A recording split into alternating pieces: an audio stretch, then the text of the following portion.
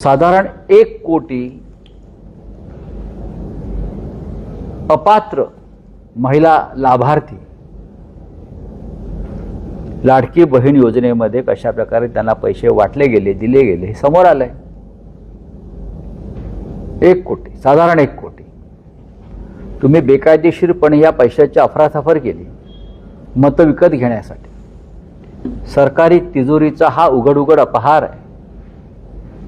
ज्यांनी ही योजना राबवण्याचा प्रयत्न केला अशा प्रकारे त्यांच्यावरती आर्थिक फसवणुकीचे गुन्हे दाखल व्हायला पाहिजे। हा सरकारी तिजोरीचा अपहार आहे।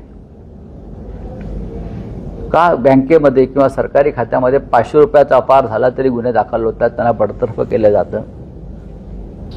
आणि एकनाथ शिंदे, देवेंद्र फडणवीस आणि अजित पवार, त्यातले अजित पवार दुर्दैवाने नाही, या तिघांनी जनतेच्या तिजोरीचा अपहार करून अपात्र महिलांना पैसे देऊन मतं विकत घेतली। ही निवडणूकच रद्द व्हायला पाहिजे। ज्या पद्धतीनं महिलांची मतं विकत घेतली इथपर्यंत ठीक आहे, पण अपात्र 80 लाखाच्या वर अपात्र महिलांना तुम्ही सरकारी तिजोरीतून पैसे दिले, ते आता सिद्ध झालेलं आहे। मग कोणावर तुम्ही गुन्हा दाखल करणार? तत्कालीन मुख्यमंत्री एकनाथ शिंदे आणि 2 उपमुख्यमंत्री, हे त्रिकूट जे होतं त्यांच्यावरती सरकारी तिजोरीतल्या पैशाच्या अपहाराचा गुन्हा दाखल होणं गरजेचं आहे। पण मोदी युग आहे, हे कलियुग पण नाही ना, हे मोदी युग आहे। मोदी युगामध्ये जर होणार असेल तर त्याचं स्वागत करू आम्ही। साधारण 1 कोटी अपात्र महिला लाभार्थी लाडकी बहीण योजनेमध्ये कशा प्रकारे त्यांना पैसे वाटले गेले, दिले गेले हे समोर आलंय।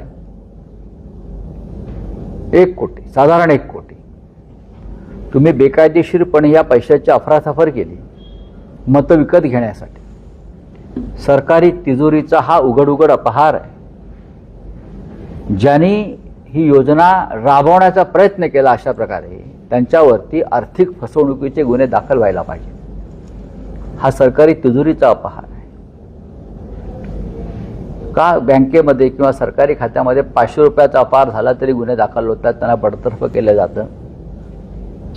आणि एकनाथ शिंदे, देवेंद्र फडणवीस आणि अजित पवार, त्यातले अजित पवार दुर्दैवाने नाही, या तिघांनी जनतेच्या तिजोरीचा अपहार करून अपात्र महिलांना पैसे देऊन मतं विकत घेतली। ही निवडणूकच रद्द व्हायला पाहिजे।